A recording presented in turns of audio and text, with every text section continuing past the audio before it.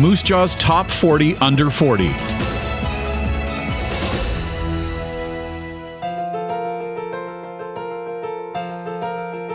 I'm married, been married for 13 years now, I think. So we've got 3 children, 8, 6, and 4, Caitlin, Emily, and Elizabeth. And we relocated to Moose Jaw 9 years ago, almost to the day. You know, it really was the community. We had the opportunity to work almost in any, jurisdiction in the country.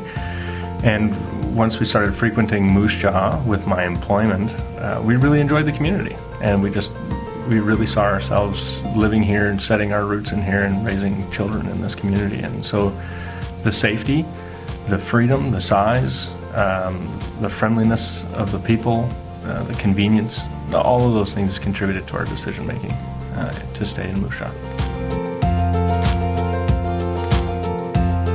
There are advantages and disadvantages in every community. And on one side, being small, although some people's perception would be that it would cause more disadvantages, I believe the contrary. It's a small community. It's a very welcoming community. The business community is small in nature and gives an opportunity to build some very, very strong relationships.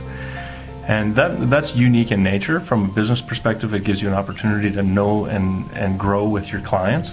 And in the financial services business, that's very, very important, being able to truly get a good understanding of who your client is and what it is that they want to achieve.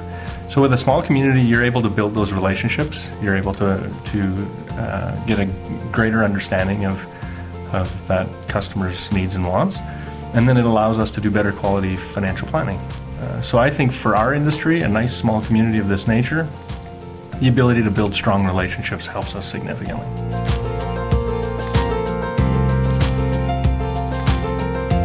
I'd be lying to say that it's not a challenge. It very much, you can live and breathe and that's what we are. We're passionate about the business. So we do every moment of our life.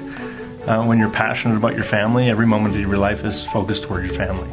And it's the same thing with business. So, some people's perception is when you're at business, you're not with your family. And my belief is when I'm at business, I'm providing for my family. And it's the same thing. When I'm at home, I'm with my family.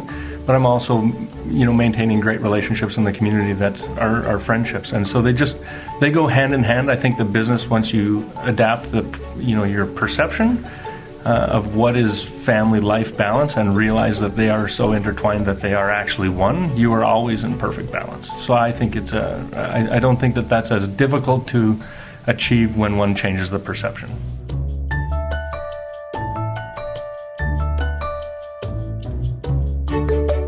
The $1 Million Roundtable is an organization or an association of financial planners from around the world.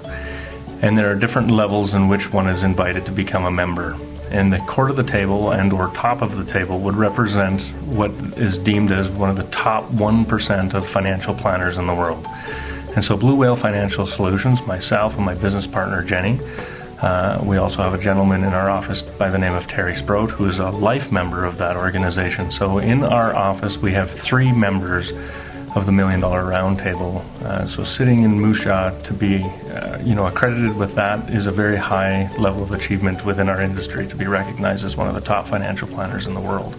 And have 3 in our organization just gives us a significant amount of confidence and strength that the quality of work and planning being done is very, very high level.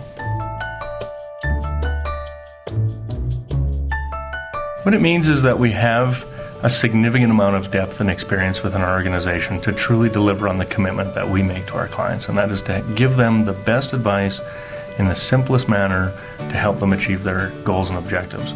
So people that engage our firm to help them with their financial affairs can have significant levels of confidence, or they can have a lot of confidence in our organization and what we can deliver.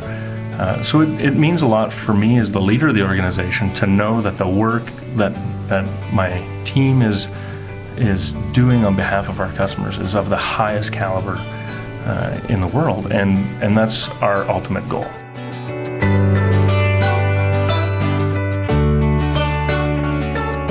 It was a big undertaking for us to rebrand our company, and to name a company Blue Whale was, I still recall the day when they mentioned to me, we had hired a team of consultants, both from Moose Jaw and abroad to help us understand our business at a different level and to design a business that would ultimately be a business that's going to remain in Moose Jaw, not only for my tenure, but also for generations to come.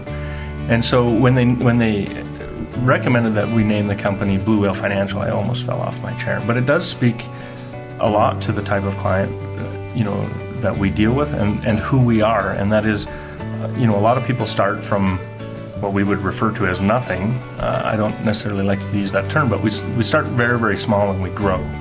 And we learn along the way. And so the story of Blue Whale Financial is really a story of where I started with a very simple lawn mowing business and treating myself to a Blue Whale candy to what today is being recognized as one of the top financial planning firms in Canada and the world. And so that's the same as our clients. They start with a small farm, they start with a small welding business or plumbing business or tire business, whatever the case may be.